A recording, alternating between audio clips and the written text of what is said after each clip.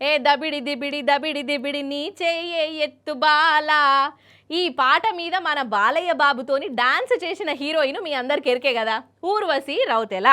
ఇక Balayya బాబుతోని వేసిందంటే block buster heroine కిందకే అత్తదాయే.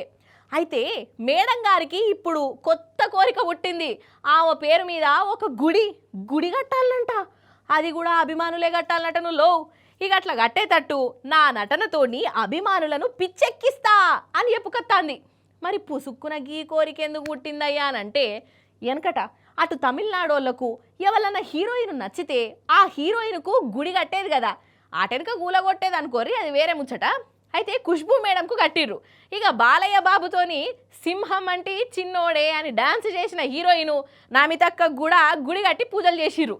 ఇక నేను కూడా బాలయ్య బాబుతోని స్టెప్పులు వేసిన కదా, ఇక నాకు కూడా గుడి కడతారు కావచ్చు అని అనుకొని ఊర్వశి మేడం మనసులో ఉన్న మాట చెప్పిందోల్లా.